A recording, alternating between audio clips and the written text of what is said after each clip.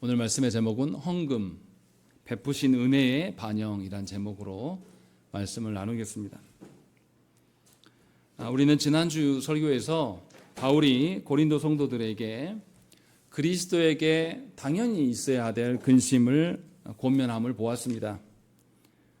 그리스도인들은 썩어질, 없어질 세상 근심을 붙잡고 사는 자들이 아니라 하나님의 뜻이 이루어지기를 원하는 근심, 하나님의 뜻대로 되어지기를 바라는 그 근심이 있어야 됩니다. 이 근심이 있는 자들만이 하나님께 회개할 수 있는 은혜를 누리게 되는 것이고, 그것이 고린도 성도들에게 살아가는 힘이 되는 것입니다. 그래서 고린도 성도들에게 합당한 근심이 마음속에 있어야 될 것들을 권면했습니다. 그런데 오늘 본문은 너무 이상해요. 우리 생각으로 볼 때 왜 이렇게 회개를 위한 근심을 하라고 해놓고 갑자기 헌금 이야기를 할까라는 것이죠. 왜 회개 이야기를 했다가 은혜 떨어지게 헌금 이야기를 하냐 이 말이에요. 헌금에 대한 권면과 설교가 조국교회 안에서는 별로 인식이 좋지 않습니다. 그래서 조국교회 안에는 뭐가 있습니까? 11조 논쟁이 있는 것이고, 과도하게 헌금을 교회에서 걷는다라는 생각들을 우리가 모두 갖고 있습니다. 그런데 바울은 너무나도 이상하게 회개를 위한 근심을 가질 것을 말한 이후에 바로 이어서 그리스도로 인하여 살아감에 대한 것들을 언급하면서 헌금을 나열하고 있다는 것입니다. 바울이 이렇게 그리스도인들이 그리스도와 함께 죽고 살아가는 그런 삶, 이것이 회개의 삶인데, 회개의 은혜를 누리는 것이 헌금하는 것과 연계되어 있다라고 무엇인가를 말하고 있는 것이죠. 이것은 무슨 논리로 이렇게 말하는지 알기는 어렵지만 그 순차적인 맥락을 볼 때는 분명히 연계가 되어 있음을 우리가 추정할 수가 있어요. 그래서 오늘 우리 본문에서는 우리가 뭘 봐야 됩니까? 바울이 권면하는 그리스도인에 대한 그 그리스도인들이 그리스도와 함께 죽고 사는 삶의 문제가 어떻게 헌금과 연동되어지는 것인가 라는 것을 잘 알아야 돼요. 그리고 바울이 말하는 참된 헌금의 의미가 무엇인가 라는 것을 우리에게 적용할 때에 우리가 진정으로 하나님께 기쁨이 되는 그런 신앙의 고백으로서 헌금을 올려드릴 수가 있는 것입니다.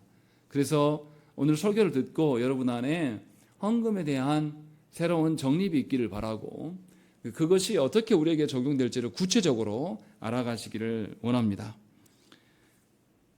조국교 안에서 많은 성도들은 하나님께 헌금함에 있어서 의무적으로 이행하거나 사람들의 이목이 있어서 시행하는 경우가 많습니다. 그래서 전도를 해보면 헌금할 돈이 없어서 예배를 못 나오겠다는 사람이 있고, 또 헌금이 너무 부담스러워서 신앙생활을 못하겠다는 분들이 있어요.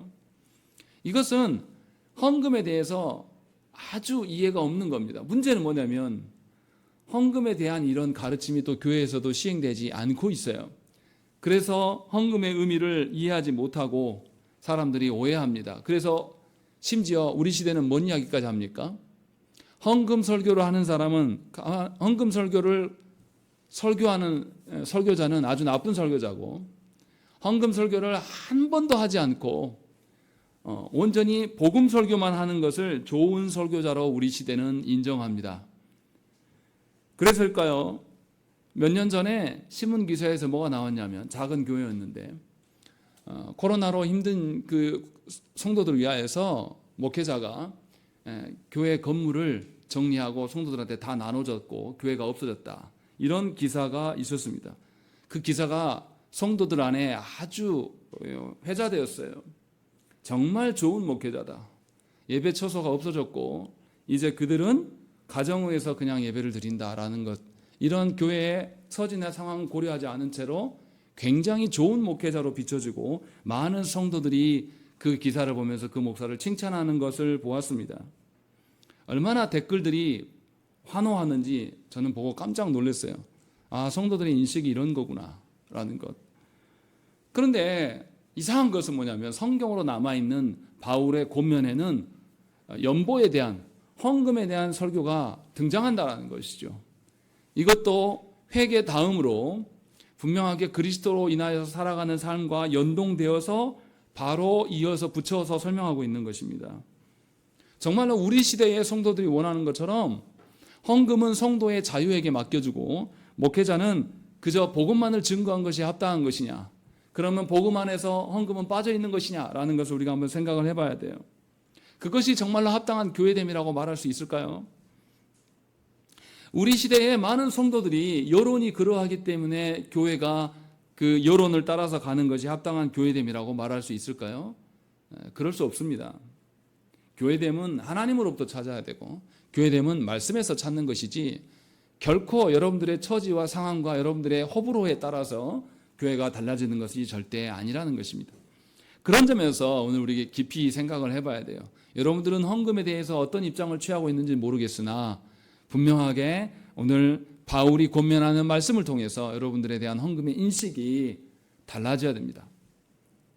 바울은 연보에 대한 이야기를 하면서 반복적으로 하는 말이 있어요. 1절을 보십시오.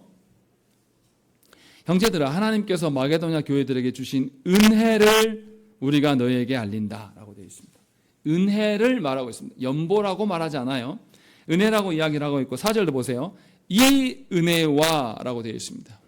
여기서 또 은혜를 밝힙니다. 6절에서 뭐라고 합니까? 이 은혜를 그대로 성취하게 하라 라고 되어 있습니다. 계속 은혜를 이야기하는 것이죠. 또 7절에도 우리를 사랑하는 이 모든 일에 풍성한 것 같이 이 은혜에도 풍성하게 할지니라 라고 되어 있습니다. 계속 연보함을 뭐라고 말하냐면 은혜라고 말하고 있고 9절에서도 뭐라고 합니까? 우리 주 예수 그리스도의 은혜를 너희가 알거니와 부유하신 이로서 너희를 위하여 가난하게 되심은 그의 가난함으로 말미암아 너희를 부유하게 하려 하심이다 라는 것입니다. 너희가 받은 은혜가 그 은혜가 바로 연보함과 연동되어 있다라는 것을 바울은 이야기를 하고 있는 거예요. 그래서 계속해서 반복적으로 성도의 헌금은 하나님의 은혜 베푸심과 연계되어 있다라는 것이죠.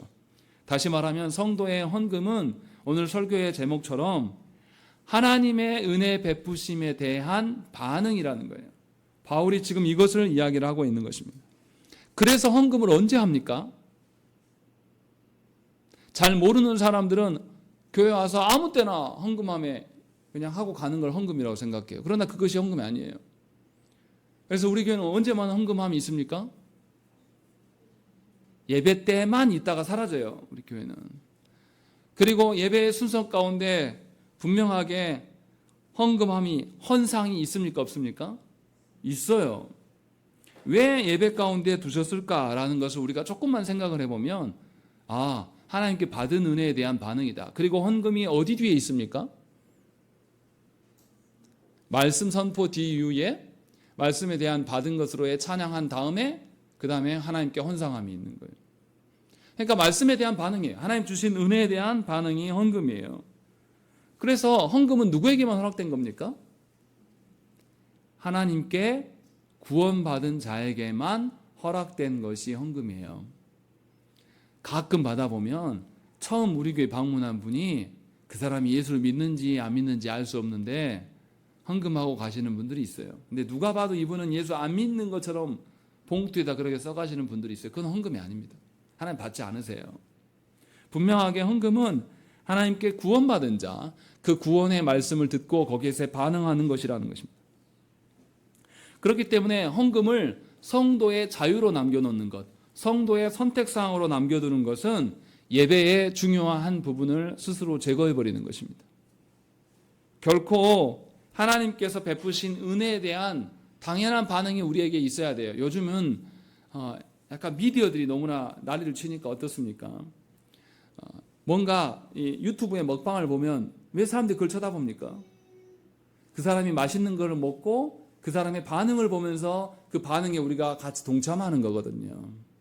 그 반응이 어떤 것을 먹으면서 얼마나 매운지, 얼마나 맛있는지 그 리액션 하는 것을 보면서 사람들이 거기에 동참하는 거예요. 약간 포르노와 같은 그런 개념인 거죠. 그런 것들이 반응들이 무엇이나 다 있는 것입니다. 마찬가지로 하나님 앞에서 받은 은혜에 대한 반응은 반드시 있게 마련이에요. 왜냐하면 우리가 전에 알지 못했던 하나님 나라를 보게 되고 우리가 우리 마음도 제어할 수 없었던 그런 자인데 하나님께서 우리 마음을 죄로부터 건지심, 이 놀라운 역사가 우리한테 있기 때문에 성도가 은혜에 대한 반응이 드러내는 것은 너무나 당연한 것이고, 우리가 은혜의 가치를 깨달아 알고 그것을 반응하는 것은 이것 또한 하나님의 또 다른 은혜라는 것입니다. 하나님께서 아무리 귀한 것을 주셔서, 먹방에 그 유튜버가 아무리 맛있는 것을 먹어도 코로나로 걸리면 어떻습니까? 냄새를 못 맡아요. 그럼 그게 맛이 있습니까? 없습니까? 없어요. 반응할 수가 없어요. 건강하고 그것을 충분히 소화할 수 있는 자만이 그것을 먹으면서 반응할 수가 있는 거예요. 다시 말하면 하나님의 은혜를, 하나님의 계시의 말씀을 주셔도 하나님께서 그것을 깨닫게 하시고 그것을 알아듣는 자에게만 은혜가 되는 것이지 모든 사람에게 은혜가 되는 것은 아니라는 것입니다. 그런 점에서 하나님의 주신 은혜에 대한 반응을 보일 수 있는 것은 놀라운 은혜예요. 하나님의 구원 베푸심이 내 자신에게 실현되고 있음을 확인하는 것입니다. 바울은 이렇게 지금 말하고 있는 것입니다. 그래서 성도들은 하나님께 받은 은혜에 대해서 감사하고 반응해요. 그리고 그 은혜를 자신에게 적용합니다. 그리고 깨달아진 바가 적용됨으로 더욱더 확증되는 것이죠. 그래서 헌금, 봉헌함은 세상의 논리와 전혀 다른 겁니다. 세상의 거짓된 종교성은 어떻습니까? 신에게 작은 물질을 던져놓고 나서 뭐 하는 겁니까? 더 많은 것을 얻어들려고 신에게 바쳐요. 그런 개념입니다. 그래서 어떻습니까? 미신을 믿는 사람들이 신에게 금은 보화를 던집니까? 그러지 않아요. 제가 어떤 영상에서 봤더니 인도네시아에 큰 활화산이 있어요. 지금도 터지고 그런 화산이 있는데 힌두교인들이 1년에 한 번씩 그 산에 올라갑니다. 온 가족을 다 데리고 올라가요. 그래서 신에게 제물을 바쳐요. 닭도 바치고 파도 던지고 그래서 그 분화구 속으로 그것을 던져요. 그런데 던지는 게 전부 동전입니다. 우리나라 돈으로 몇십 원 단위 정도, 많으면 몇백 원 정도. 그리고 그것을 던지면 그 주변에 사는 힌두교인 아닌 사람들이 분화구 밑에 쪽에 내려가서 금을 들고 서 있어요. 서로 받아서 가로채가려고. 이게 무슨 신을 위한 겁니다. 자기들을 위한 거잖아요. 세상 사람들은 이렇게 자기들을 위하여서 헌금합니다. 무엇인가 신에게 바쳐. 이것은 자신의 욕망을 이루기 위한 것이지 절대 신에게 무엇인가를 바치기 위함이 아니에요. 다시 말하면 자신의 목적과 유익을 위하여서 하나님께 드리는 것은 거짓된 것이고 하나님의 은혜를 업신여기는 태도라는 것입니다. 바울은 그래서 은혜를 언급하는 거예요. 또 다른 무엇인가를 너희가 이루기 위하여서 헌금하라고 말하지 않는다는 것입니다. 그래서 먼저 바울이 무슨 이야기를 합니까? 고린도 성도들에게 뭔가 권면하기 전에 마게도냐 지역에 있는 교회들이 어떻게 했는가를 먼저 밝혀요. 우리가 지난 시간에도 보았지만 마게도냐에 있는 지역에서 바울이 어떤 대접을 받았습니까? 바울이 빌립보에서 복음을 전하다가 귀신 들린 여인을 귀신을 쫓아냈다가 그 주인에게 모함을 당해서 감옥에 갇힙니다. 그래서 거기서 탈출하게 되고 데살로니가 가에서 복음을 전할 때 유대인들이 쫓아와서 또 난동을 피니까 죽을 뻔해요. 그래서 또 도망가요. 그리고 베레아 지역에서 복음을 전하다가 유대들이 또 쫓아오니까 또 도망하는, 바울은 이 마게도냐 지역의 교회들에서 늘 핍박과 그 쫓김 속에 있었다라는 것입니다. 그래서 바울이 복음을 바르게 전하지 못하는 것을 이들이 보았어요. 오히려 세상 논리로 생각하면 아니 하나님이 계시면 말씀을 전하는 저 바울이 더 강건하고 강해야 되는데 이게 뭔 일인가 이렇게 생각할 수가 있습니다. 그런데 놀라운 것은 마게도냐 지역 사람들, 그 교회의 성도들이 어떻게 했냐. 2절 말씀 보세요. 2절을 읽겠습니다. 시작.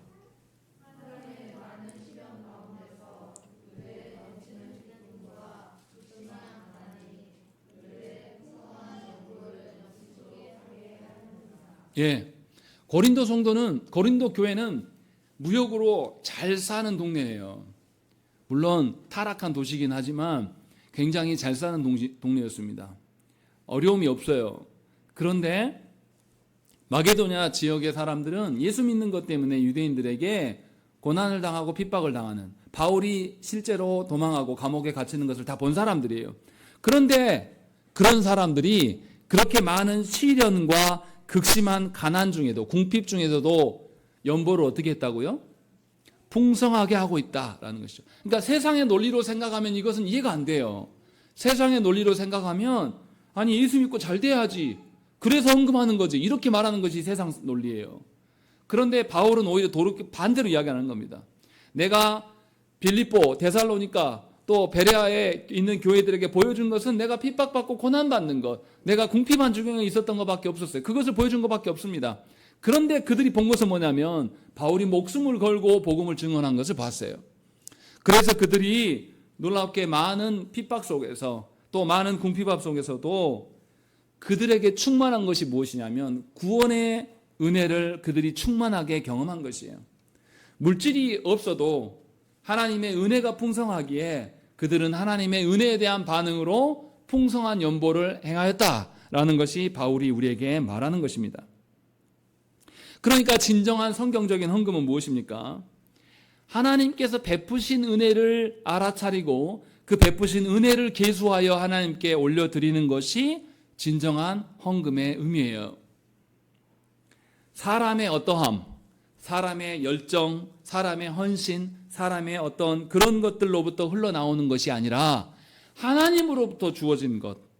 그래서 하나님께서 베푸신 은혜가 내 안에 적용되어지고 차고 넘쳐서 그것을 세상의 어떠한 것들보다 비교할 수 없는 것이기 때문에 그 방편으로 하나님께 돌려드리는 거예요. 그래서 풍성한 연보가 있었다라고 말하는 겁니다. 다시 말하면 헌금은 뭐에 대한 기준이 되는 것입니까? 뭐에 대한 척도가 되는 거죠? 비가 오면 비가 많이 왔다 안 왔다 뭘 보죠?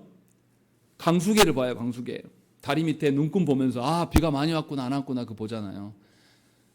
이 환난과 핍박과 궁핍함 속에서도 연보하는 것을 보면서 바울은 그들에게 뭐가 있었다라고 측량하는 거죠? 풍성한 은혜가 있었음을 보고 측정하는 거예요. 다시 말하면 헌금은 뭡니까? 은혜의 척도가 되는 거죠. 이것을 분명하게 바울은 우리에게 이야기를 하고 있는 거예요. 여기서 오해하지 말아야 될 것은 풍성함의 기준이 세상 논리로만 해서 절대적인 기준이라고 말할 수가 없다는 것입니다. 세상의 기준은 정량적인 기준을 말해요. 그러나 하나님의 앞에서 베푸신 그 은혜가 물질의 풍요함으로 대체될 수 있냐? 그것은 아니라는 거죠. 그래서 분명하게 하나님 베푸신 은혜의 척도로서의 헌금을 그들이 행했다라는 것을 말하고 있어요. 그래서 그 교회 안에 어떤 일들이 일어납니까? 이상한 일들이 일어나고 있다. 그 특징들을 우리에게 보여줍니다. 3절의 말씀을 읽겠습니다. 시작.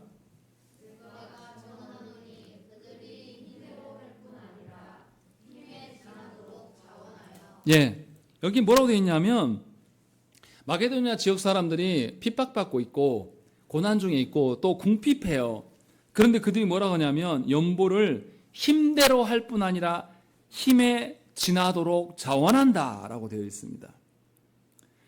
일반적으로 우리는 헌금할 때에 의무감에 사로잡혀서 헌금합니다. 굉장히 부담스럽게 생각하고 또는 자신의 이름값을 하기 위해서 헌금하는 경우도 있어요. 그래서 교회들이 헌금 봉투를 안 만들고 하얀 봉투라고 하라고 하기도 해요. 왜냐하면 하나님 앞에서만 정직하게 하도록 하기 위해서. 그래서 이것이 우리의 한계예요. 그런데 성경에서 말하는 헌금은 이러한 논리가 절대 아니에요. 전혀 다른 이야기를 해요. 힘대로 할 뿐만 아니라 힘에 지나도록 하고 있다. 이렇게 말하면 여러분들 어떻습니까? 여러분들에게 지연자매 헌금을 지연자매 힘껏 하고 힘에 넘치도록 해라 이렇게 말하면 그 다음 주에 헌금 봉투를 대할 때 어떻습니까? 우리가 마음이 부담스럽죠. 나 어려운데 목사님 내 사정 알면서 저렇게 말한다고? 이렇게 생각할 수밖에 없어요. 근데 이 의미를 잘 알아들어야 돼요. 헌금은 앞에서 밝혔지만 하나님 베푸신 은혜에 대한 반응이에요. 하나님 은혜가 어떻다라고 말하는 거죠 지금? 헌금이라고 생각하지 말고 은혜를 넣어서 한번 읽어보세요. 그럼 쉽습니다. 은혜를 힘대로 할 뿐만 아니라 힘에 넘치도록 하나님께서 하신다라는 거예요. 하나님이 우리에게 은혜 베푸실 때에 내가 감당할 수 있을 만큼만의 은혜가 아니라 내가 감당할 수 없을 만큼의 은혜를 하나님께서 베풀어 주시기 때문에 사람으로서 볼 수 없는 하나님 나라를 내가 보게 된 것이에요. 지금 바울은 이것을 말하고 있는 겁니다. 그러니 힘대로 하고 힘에 넘치도록 하라는 것은 받은 은혜가 그러했다라고 말하는 거예요. 그것을 말하는 거예요. 이것을 부담을 느끼면서 뭐야 나한테 가진 것 이상으로 하라고 빚내서 하란 말이야? 이렇게 받아들이는 것은 미련하게 보는 겁니다. 은혜를 모르기 때문에 그렇게 말하는 거예요. 바울이 지금 말하는 것은 하나님이 베푸시는 은혜가 사람의 힘을 초월한다. 사람의 능력을 초월한 것이기 때문에 그들이 하나님 나라를 보고 하나님의 질서를, 하나님의 복을 알았기 때문에 세상 것으로 비교할 수 없는 것으로 하고 있는 것이다 라고 말하는 거예요. 그래서 예수님 뭐라고 했습니까? 천국을 설명할 때 천국을 어떤 밭에 비유했습니까? 보화가 감추인 밭을 비교하면서 설명했어요. 그 밭에 보화가 감추인 것을 아는 사람은 자신의 재산을 어떻게 했어요?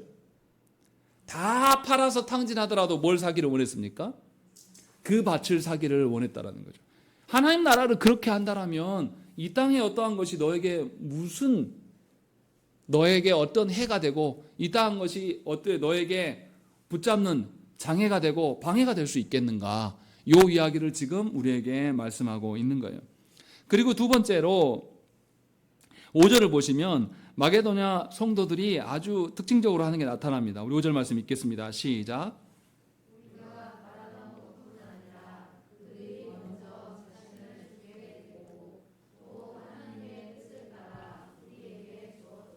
예, 5절에 뭐라 그러냐면 우리가 바라던 것뿐 아니라 라고 되어 있습니다. 바울이 먼저 헌금을 부탁했어요. 왜 부탁했냐면 바울의 복음 사역을 위하여서 들어가는 경비가 있을 뿐만 아니라 더 중요한 것은 뭐냐면 예루살렘 교회에 지진으로 인하여서 큰 기근이 들었습니다. 유대인들이 이방인들을 어떻게 봅니까? 개처럼 취급해요. 별로 그렇게 좋은 신자로 보지 않습니다. 그런데 그 예루살렘 교회를 향하여서 이방인 교회들을 향하여서 바울이 뭐라고 합니까? 우리는 그리스도의 한 몸인 교회니 저들의 궁핍함과 가난함을 모른 척하지 말라. 연보에서 그리스도의 한 몸 됨임을 드러내라 라고 하면서 먼저 연보를 부탁했어요.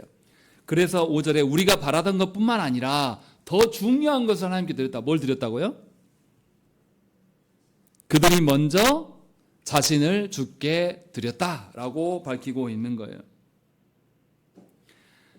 분명히 자신을 드렸다라고 밝히고 있어요. 조국교회 안에 많은 성도들은 하나님께서 베푸신 은혜에 대해서 반응하기보다는 가장 쉬운 방법을 선택해서 헌금하려고 하는 것입니다. 가장 쉬운 방법이 뭘까요?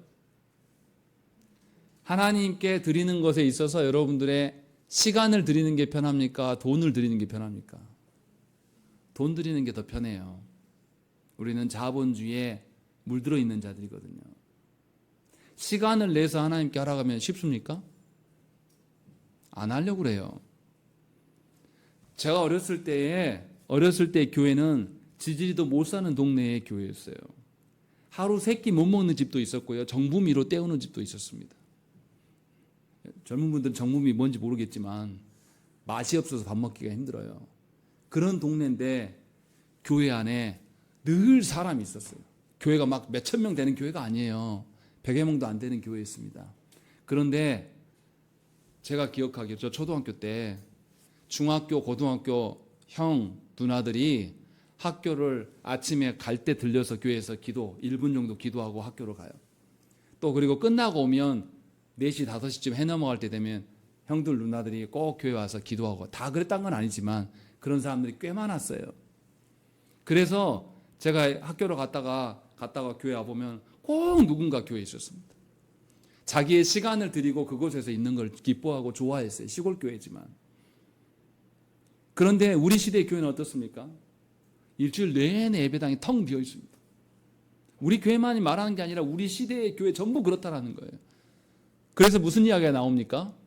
저 큰 예배당이 정말로 이용 가치가 없다. 일주일 내내 비어 있다. 그러니까 요즘에 나오는 이야기들이 뭐예요? 야, 그 공간을 사회에 내주자. 그것이 교회됨이 아니냐. 오픈해라, 오픈. 이것이 교회의 개혁이라고 말해요. 왜 이렇게 됐습니까? 우리가 하나님께 우리 자신을 내어드릴 생각은 추호도 없어요. 매우 아까운 것이에요. 하나님께 드리는 것은. 가장 쉬운 게 뭐냐면 잔돈 몇 푼 던져주고 가는 것이 가장 쉽거든요. 그래서 우리는 하나님께 은혜에 대한 반응을 가장 손쉬운 반응으로 처리해버립니다. 그러나 바울은 분명하게 마게도냐 교회의 성도들이 자신을 드렸다라고 이야기해요. 이것이 엄청난 차이예요. 우리가 분명하게 깨달아야 돼요. 하나님은 우리를 구원하셨는데 왜 구원하셨습니까? 하나님 우리를 구원하신 근거가 뭐예요? 당신의 사랑하심 때문이에요. 우리에게 목적 달성하려고 부르신 것이 아니에요. 하나님은 우리 자신을 사랑하셔서 우리 자신과 교제하려고, 우리랑 데이트하려고 하나님 부르신 거란 말이에요. 그런데 우리는 하나님께 우리 자신을 드리기 좋아합니까? 안 좋아합니까? 극도로 싫어해요.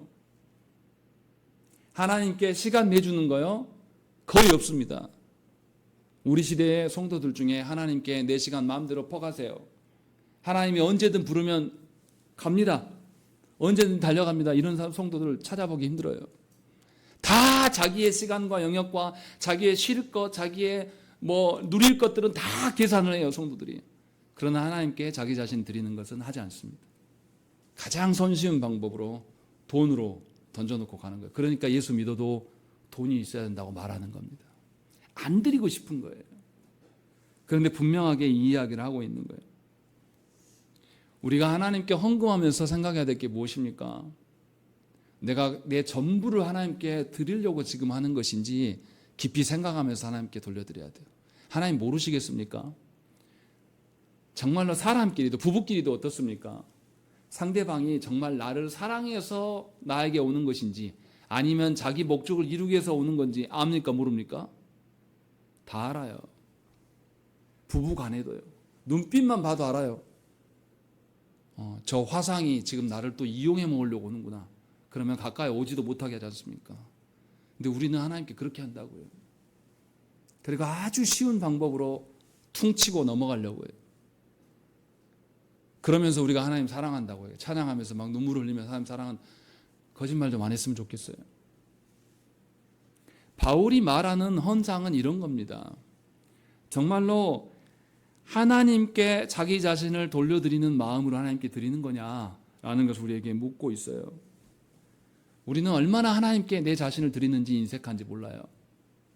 하나님 나라를 위하여서 내 시간을 빼드리는 것, 내 자존심, 내 체면 구겨지는 것 얼마나 힘들어하는지 모릅니다. 그래서 전도하라 그러면 내가 전도하다가 그 사람과 그 사람에게 싫은 소리 들을까 봐 무서워서 우리는 안 합니다. 더 정확히는 우리가 하나님 나라의 가치를 잘 모르기 때문에 안 한 걸 수도 있어요. 그러나 분명하게 우리가 기억해야 돼요. 하나님은 우리 자신을 받기를 원하시지 우리의 일부를 받기를 원하시지 않아요. 왜 결혼과 연애가 다릅니까?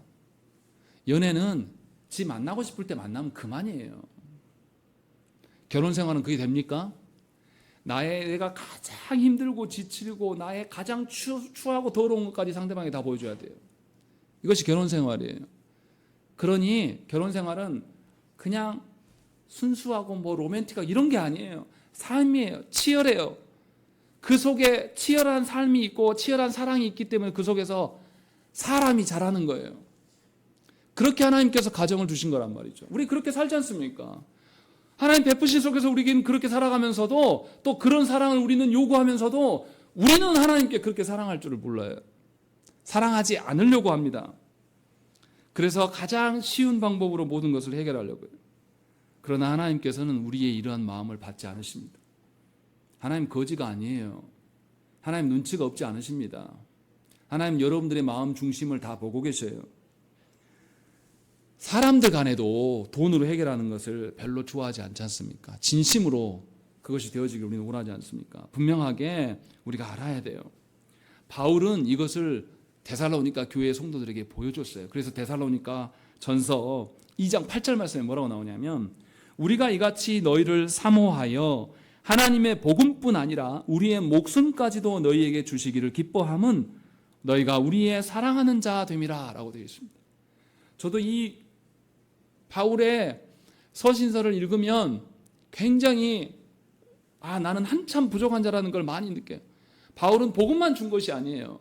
데살로니가 교회에서 복음을 전하다가 목숨의 위태로운 상황에 처했을 때도 그들을 사랑하면서 그들을 염려하면서 도망자의 신분으로서 계속 편지를 보냅니다. 잘못하면 자기 죽어요. 편지를 보내다가 자기가 어디 있는지를 알게 되면 죽게 돼요. 그런데 목숨을 걸고 목숨까지도 주면서 그 교회를 사랑하는 목회자의 모습이 그대로 드러나는 거예요. 데살로니가 교회 성도들이 그것을 본 겁니다. 그래서 바울의 요청 앞에서 자신들도 먹고 살기 힘들고 궁핍함 중에 있음에도 하나님의 놀라운 풍성의 그 사랑의 은혜들을 그들이 알았기 때문에 자기 자신을 바울에게 온전히 드리고 하나님의 나라를 위하여서 온전히 드리기를 원했다라는 것입니다. 이것이 은혜예요. 사실 우리도 교회 안에서 이것을 보기를 원하지 않습니까? 진실로 하나님 앞에서 내 자신을 온전히 하나님께 드리고 내 목숨까지도 하나님의 것임을 아깝지 않게 드리는 그 모습, 그런 성도가 하나 나타나면 우리 모두는 다 하나님의 은혜를 보면서 감동해요. 우리 교회에 그 사람이 나타나지 않더라도 어떤 선교지에서 그런 선교사가 목숨을 다해서 순교했다는 소리는 들어도 우리는 그것을 큰 은혜로 살아요. 그래서 우리가 지금도 누구를 이야기합니까? 손양한 목사님 같은 분들을 이야기를 하는 거예요. 자기 자녀를 죽인 그 원수를 용서하고 자기 자녀 삼아주는 것, 이런 걸 보면서 그 양반 정말로 사랑의 원자탄이다 라고 말하는 이유가 뭡니까? 그 안에 드러난 하나님의 은혜에 대한 풍성한 반응이 드러나기 때문에 그걸로 우리는 모두 다 반응하는 겁니다. 하나님 베푸신 사랑이 바로 그런 거예요.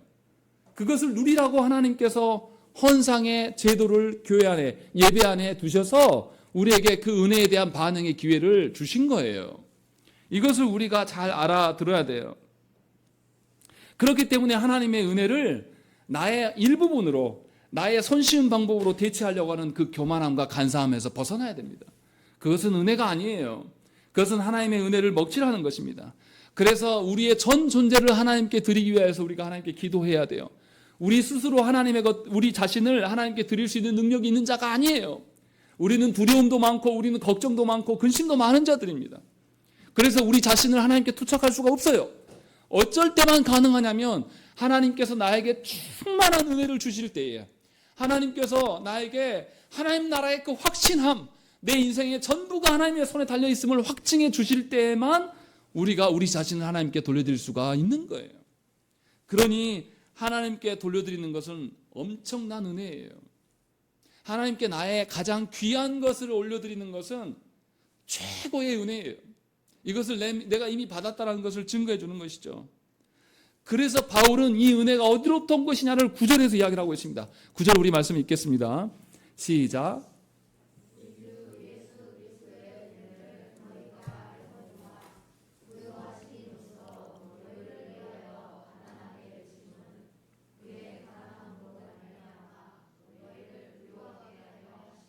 예, 9절에서 뭐라고 합니까? 너희가 예수 그리스도로 말미암아 구원받았는데 예수 그리스도께서 우리를 풍성케 하심이 도대체 어떤 거냐라고 이야기했을 때 예수 그리스도의 부요하신 이로서 너희를 위하여 가난하게 되셨다라고 하는 거죠. 예수 그리스도께 어떤 분입니까? 그는 근본 하나님의 본체이시나 하나님과 동등됨을 취할 것으로 여기지 아니하시고 오히려 자기를 비워 종의 형체를 가지사 사람들과 같이 되셨다라는 것입니다. 자기 자신을 사람으로 만드시고 사람에게 주셨어요. 그렇게 자기를 비우심으로 말미암아 우리로 하여금 하나님 나라의 풍성함으로 채우게 하셨다는 것입니다. 이것이 우리가 받은 구원이라고 지금 바울은 말하고 있는 거예요. 그래서 우리가 부유하게 된 겁니다. 그리스도께서 자기 자신을 던지심으로. 그래서 우리가 무엇을 상속받게 되었습니까? 원래는 하나님 나라의 상속자는 누구십니까? 예수 그리스도시만. 우리가 아니에요. 그런데 예수 그리스도께서 자신을 우리에게 던지심으로 말미암아 우리가 그리스도와 함께 하나님 나라를 이어받는 상속자가 된 것이에요. 그래서 이 땅의 어떠함이 아니라 우리는 하나님 나라의 풍요로움으로 살아가는 자들이에요. 그렇게 주님이 우리에게 다 내어주셔서 세상에 어떤 것으로 대체할 수 없는 그 하나님 나라가 우리에게 있다라고 지금 말씀하고 있는 것이에요. 하나님은 그렇게 당신의 전부를 우리에게 내어주심으로 우리를 구원하셨다라고 이야기하는 거예요. 그 구원에 대한 반응을 보이라라고 말하는 거예요. 그래서 바울이 어떻게 합니까? 고린도 성도들에게 6절 말씀에 그러므로 우리가 디도를 권하여 그가 이미 너희 가운데서 시작하였은즉 이 은혜를 그대로 성취하게 하라라고 되어 있습니다. 이게 무슨 말입니까? 디도로 인하여서 분명하게 하나님의 복음이 너희들에게 전달되었는데 그 복음의 은혜를 온전하게 드러내 보이라고 지금 말하고 있는 겁니다. 돈이 중요한 것이 아니라 하나님의 은혜가 너희 안에 성취되고 있는지를 보이라는 거죠. 바울의 이 말을 명령으로 받아들이면 안 돼요. 성도된 이들이 그리스도를 통한 삼위 하나님의 사랑 안에서 진정한 것인지, 진정하게 그 사랑을 받은 것인지 아닌 것인지 증명하라는 거예요. 그래서 하나님께서 사람을 창조하실 때에 남자와 여자로 창조하셨어요. 그런데 그때 하나님께서 남자와 여자가 하나됨을 육신의 하나됨으로, 이 땅에서의 하나됨으로 주셨으나 우리에게는 어떤 하나님으로 부르셨습니까? 예수 그리스도로 말미암아서 우리가 이제 뭐가 됩니까? 남녀간의 몸이 아니라 누구의 몸이 되었습니까? 그리스도의 몸이 된 거죠. 에덴 동산에는 사람들끼리 몸이었어요. 그런데 구원함의 은혜는 이제 우리가 누구의 하나됨에 참여하는 겁니까? 삼위 하나님의 그 하나됨에 우리가 참여된 거예요. 이 땅에 어떠함에 머무는 것이 아니라 에덴 동산에서는 그러고만 있었어요. 하나님 처음 창조하실 때는. 그런데 그마저도 우리가 누리지 못하고 타락하여서 아담과 하와가 서로 원망하며 서로를 질책하고 있는 그런 타락의 삶을 사셨는데, 주님께서 오셔서 우리를 구원하셔서 우리를 그리스도의 몸으로 되게 하셨어요. 그래서 우리가 삼위 하나님의 연합에 참여할 수 있게끔 한 거예요. 이제는 이 땅에만이 아니라 하나님 나라의 연합 가운데 우리를 부르신 것이 구원이란 말이죠. 그 구원의 풍성함이 하늘 공동체가 되게 하셨고 그 은혜가 우리 안에 있는 거예요. 그렇기 때문에 성도는 그리스도의 몸으로서 삼위 하나님과의 교제에 참여하는 자이기 때문에 자기 자신을 자기가 주장할 필요가 없어요. 온전히 그리스도께 자기 자신을 다 내어줄 때에 진정한 삼위 하나님의 연합체가 되어가는 것이죠. 그래서 자기 자신을 드리는 거예요. 그래서 자기 자신을 드리는 것이 그냥 희생만으로 끝나는 것이 아니라 진정한 삼위 하나님의 연합 가운데 참여하게 되고, 전에는 알 수 없었던 그 연합함이 그리스도인 성도된 우리에게 이미 있는 겁니다. 그렇게 해놓고 우리를 부르시는 거예요. 그러니까 얼마나 놀랍습니까? 그리고 그것을 우리가 받은 은혜를 반응할 수 있는, 리액션할 수 있는 것으로 하나님이 예배 가운데 연보로 주신 거예요. 헌금으로 주신 거예요. 우리 자녀들이, 우리 준호처럼 어린 아이들이 어린이집에서 뭐 배워오면 뭐 합니까? 오자마자 어떻게 해요? 엄마 나 이거 배웠어. 들어봐봐. 앉아봐. 하면서 막 이렇게 막 해요. 배운 거. 그 기회에 안 주고 엄마가 막 안 들은 척하고 모른 척하면 어떻게 합니까? 아빠한테 찾아와가지고 얼굴을 탁 붙잡고, 아빠 나 봐. 나 보라고. 이 기회를 달라고 계속 요청해요. 정말 사랑하니까. 자신이 전에 몰랐던 것을 알게 되니까 가장 사랑하는 엄마 아빠에게 가서 이것을 밝히고 싶어요. 이것이 사랑하는 자의 합당한 태도예요. 하나님께서 우리에게 베푸신 그 구원의 은혜가 얼마나 크고 놀라우신가를 늘 확인하고 경험하라고 하나님께서는 예배 가운데 이것을 우리에게 허락해 주신 거예요. 이게 놀라운 은혜라는 것입니다. 지금 바울은 그 이야기를 하고 있는 거예요. 정말로 우리가 그렇게 하나님께 서 있는지를 돌아보시라는 거예요. 그래서 12절에 뭐라고 합니까? 할 마음만 있으면 있는 대로 받으실 터이요 없는 것은 받지 아니하시리라 라고 되어 있습니다. 이 말이 뭡니까? 할 마음만 있으면, 하나님께서 베푸신 그 은혜를 아는 자, 하나님께 받은 것으로 반응하는 거기 때문에 없는 것을 어떻게 반응합니까? 못해요. 못하는 것이 정상이에요. 없는 거 어떻게 해요? 그런데 조국교회에서 어떻게 합니까? 헌금을 어떻게 하라 그러죠? 건축 헌금 몇 구자씩 뭐 하라고요? 작정하라고 해요. 없는데, 지금 없어도 작정하라고 그러죠. 그것이 하나님 사랑한 거라고 이야기합니다. 그래서 믿음 없는 배우자하고 가서 또 그걸로 싸웁니까? 안 싸웁니까? 싸워요. 이게 은혜입니까? 없는 거 빚내서 막 하는 것이 그게 하나님 받은 은혜예요. 물론 하나님 받은 은혜가 차고 넘치면 그런 사람도 있을 수도 있겠죠. 그런데 그것이 내 일로만 끝나는 게 아니라 다른 사람에게 시험거리가 된다면 그게 합당한 것이냐고요. 하나님이 없는데 우리에게 빚내면서 막 긁어내라고 헌금하라고, 그것이 아니에요. 원래 하나님 베푸신 구원과 은혜는 우리에게 있었어요, 없었어요? 원래 없는 거예요. 그런데 하나님 주신 거잖아요. 그 은혜에 대해서 반응하는 것이 헌금이라고요. 그러니까 없는 것이 어떻게 반응이 돼요? 있는 것으로 반응하는 것이죠. 다시 말하면 바울이 지금 강조하는 것은 은혜를 말하는 것이지 돈이 아니에요. 네가 받은 그 은혜에 감격하여서 하나님께 네 마음을 돌려드려라. 네 전체를 하나님께 올려드리는 표로 헌금하라는 거예요. 여기서 말하는 건 액수에 착각하시면 안 돼요. 예수께서 누가복음 21장에서 누구의 헌금을 칭찬합니까? 과부의 헌금, 2렙돈, 푼돈 그거를 하나님께 드림을 예수께서 왜 칭찬합니까? 과부가 뭘 드렸기 때문에, 그의 전부를 드렸기 때문에 칭찬한 거예요. 또 착각해가지고 집 다 팔아가지고 아파트 팔아가지고 이 말을 하는 게 아니에요. 예수님께서 그 과부가 하나님께 받은 그 구원의 은혜가 너무 크기 때문에 자신의 전 일생이 하나님 것 되기를 원하는 마음으로 돌려드린 거예요. 자신의 생명이 하나님께 있다라고 믿는 거예요. 그렇게 돌려드린 것에 대한 은혜란 말이에요. 하나님이 자신을 용인해 주시고 허락해 주신 것에 대한 반응으로서 하나님께 돌려드리는 거예요. 이것이 여러분들의 헌금이 돼야 돼요. 그래서 제가 기도할 때마다, 헌금에 대한 기도할 때마다 뭐 합니까? 신앙 고백으로 하나님께 올려드립니다라고 말하는 거예요. 분명히 하나님 나라를 자기 자신의 전부로 여기는 사람만이 하나님이 받은 은혜를 헤아리면서 하나님의 기업 받을 자로 기대함으로 설 수가 있고 자신의 전 존재를 하나님께 올려드릴 수 있는 거예요. 하나님 나라를 자신의 전부로 여기지 않는 사람은 결코 그럴 수 없습니다. 여전히 이 땅에 머물면서 이 땅에 자신의 모든 것을 두기 때문에 볼 줄 몰라요.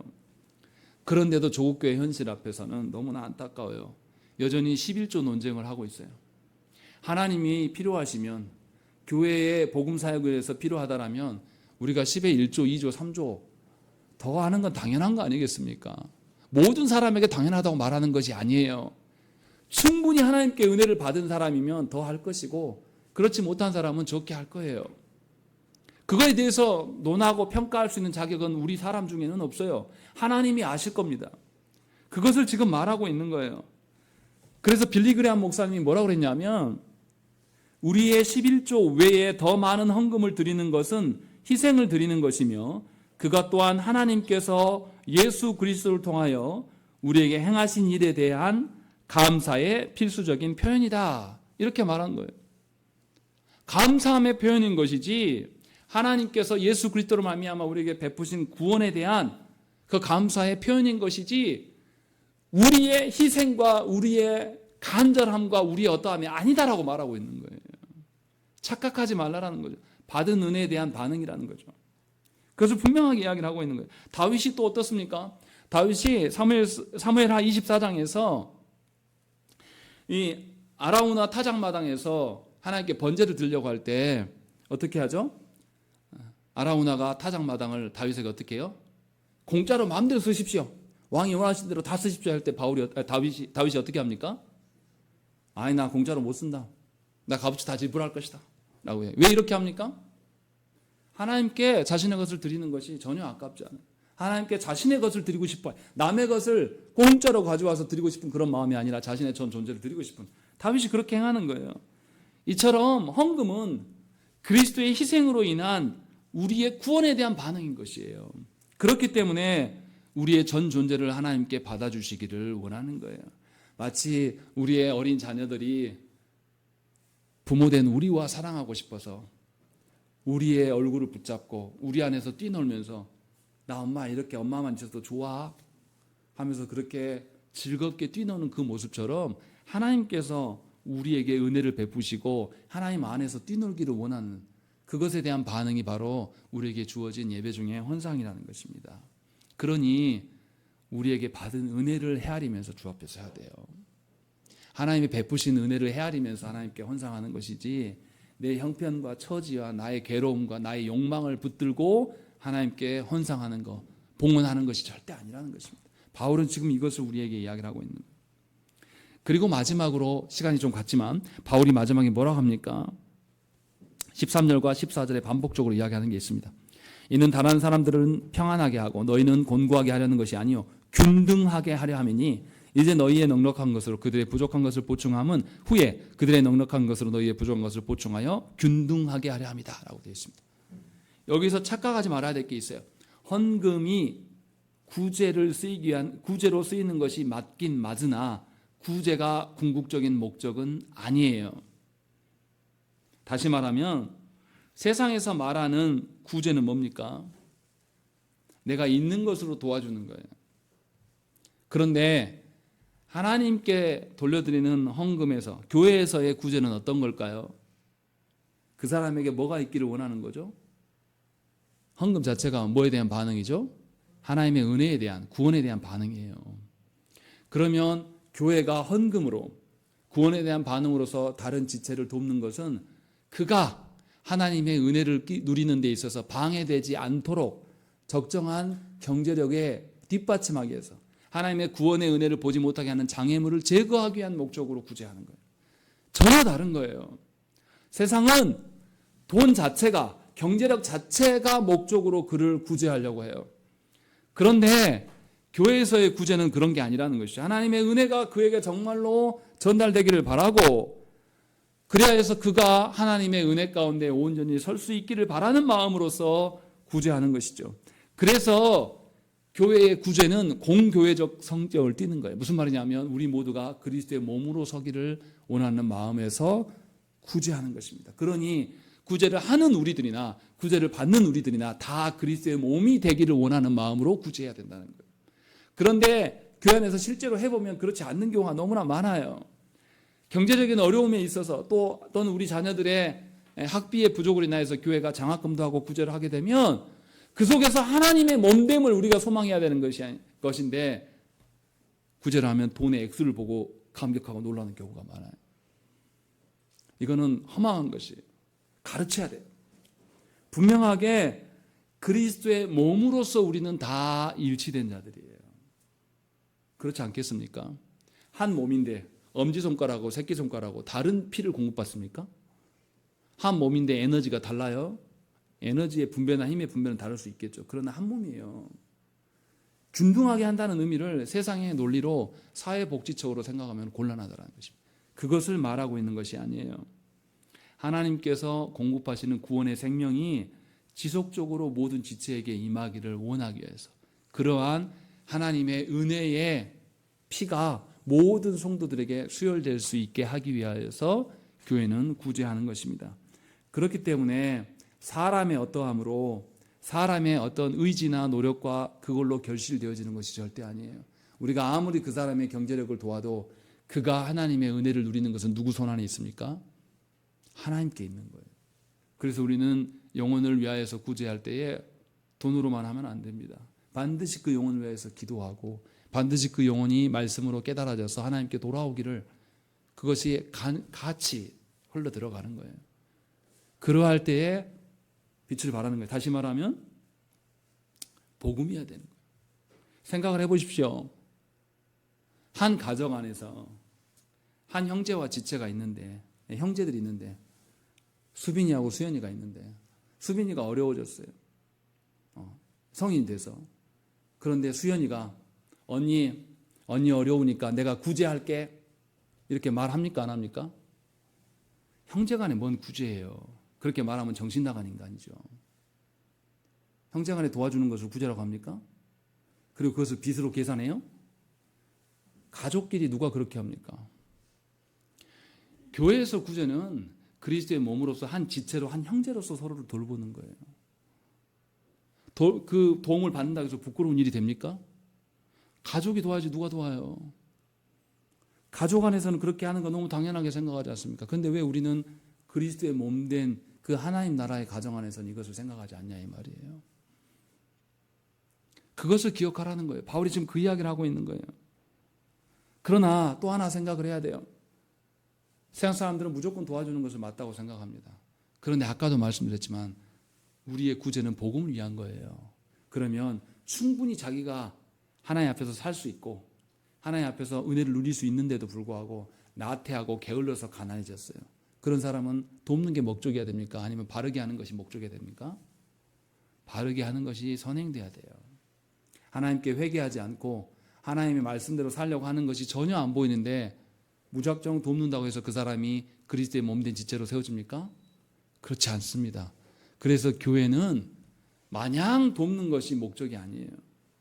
하나님의 말씀으로 그를 권면하고 말씀에 대한 은혜의 반응이 있는 자를 하나님께 돕는 거예요. 그것을 우리가 알아들어야 된다는 것입니다.